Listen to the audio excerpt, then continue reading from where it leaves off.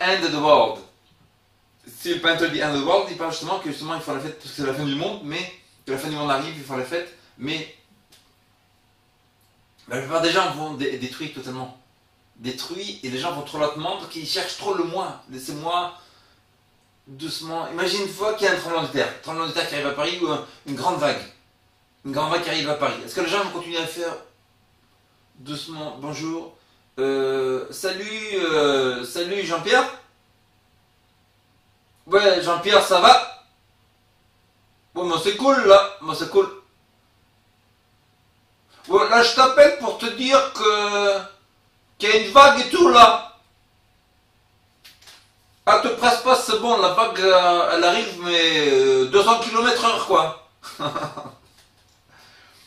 La vague elle arrive, oui, ben, de quel côté? Attends. Je vais regarder sur internet 2 minutes là. L'internet il marche plus, je sais pas ce qui se fait là. La vague. Ben déjà dans la rue il y a beaucoup de gens qui sont morts là, qui a c'est 40 mètres d'eau là. Moi j'habite au 10e étage, Tour Montparnasse. Ben c'est terminé. Je crois que le temps que je te parle là, il y a tout le monde qui est mort dans Paris là.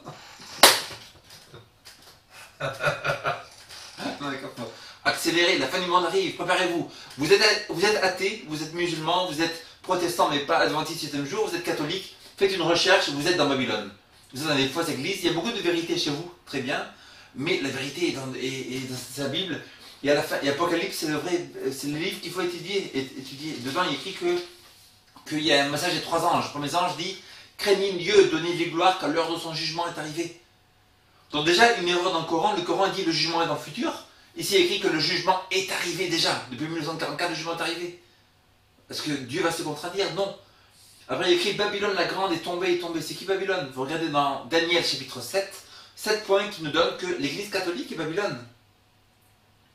Non, il ne faut pas dire ça. Oui, il faut dire ça, parce que Martin Luther, Jean Calvin, Knox, Wycliffe, tous les réformateurs ont étudié, ils ont écrit plein de livres sur cette vérité, ils ont expliqué avec beaucoup de détails que l'église, l'antéchrist, très important, la Babylone, c'est l'église catholique.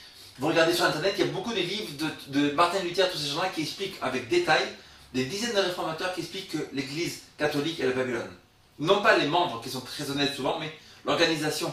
Pourquoi? Parce qu'elle a mélangé les païens, doctrine de l'enfer éternel n'est pas biblique, la doctrine qu'on brûle dans l'enfer pour toujours, c'est pas dans la Bible, la doctrine comme quoi quand on meurt on va au paradis tout de suite, ça s'appelle du Harry Potter, ça c'est du Harry Potter, et donc c'est pas du tout biblique, ce n'est pas du tout dans la Bible. La doctrine comme quoi il faut aller à l'église du dimanche, je donne 1000 € à quiconque me trouve dans la Bible, il écrit va à l'église du dimanche, ce n'est pas, donc c'est une invention païenne, et Dieu est en colère pour les gens qui changent les 10 commandements. Il y a 4 commandements, première table, 6 commandements. Un homme, le pape, a osé enlever le commandement et écrire lui-même abomination. Cette personne va être jugée par Dieu. Babylone, pourquoi? Parce que les catholiques disent que l'hostie est le corps du Christ. C'est abomination parce qu'il sacrifie Jésus constamment.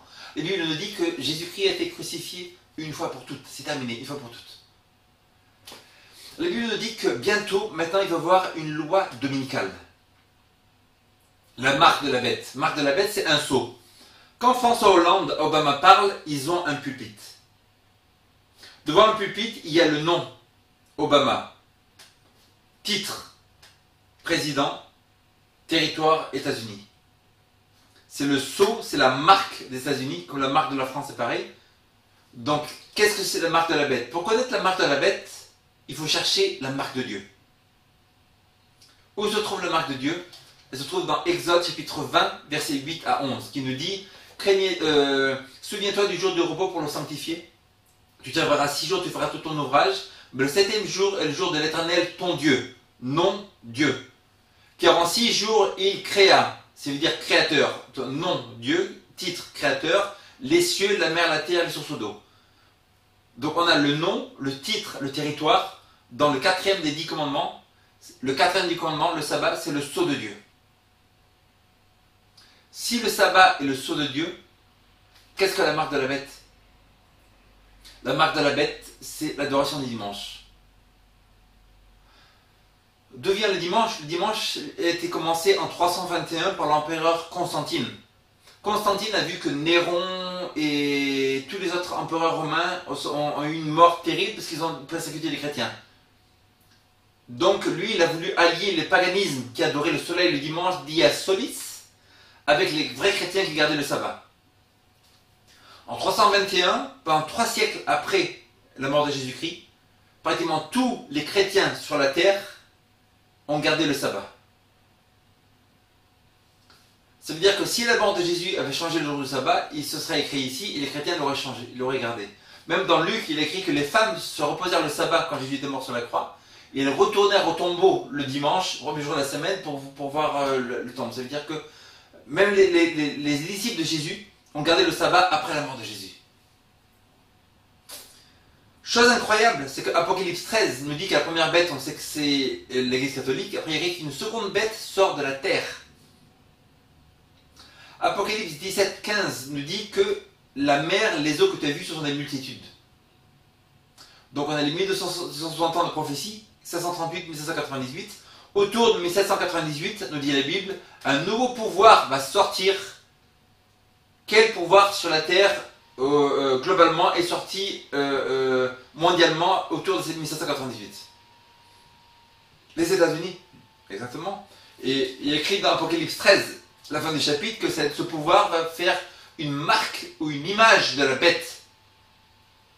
La bête, on a vu dans Daniel chapitre 7 facilement que c'est l'Église catholique qui va faire une image de l'Inquisition dans le futur, maintenant. Ouh là là là là là là. Et qui vont passer la marque de la bête, une loi dominicale. Et que Apocalypse 13, 15 nous dit quiconque n'adore pas l'image de la bête et ne suit pas le gouvernement américain bientôt sera tué. Oui, la grande majorité des Français et des gouvernements vont suivre le gouvernement américain, que ce soit italien, français, pratiquement tout le monde entier dans le futur va suivre ce gouvernement qui sera satanique au lieu de suivre la loi de Dieu. Et très bientôt sur la terre, il y aura une polarisation totale. Ce qui veut dire que les États-Unis vont passer une loi dominicale comme quoi tout le monde, tous les citoyens américains devront garder le dimanche, ne pas travailler le dimanche, comme au Moyen-Âge. Vous lisez le livre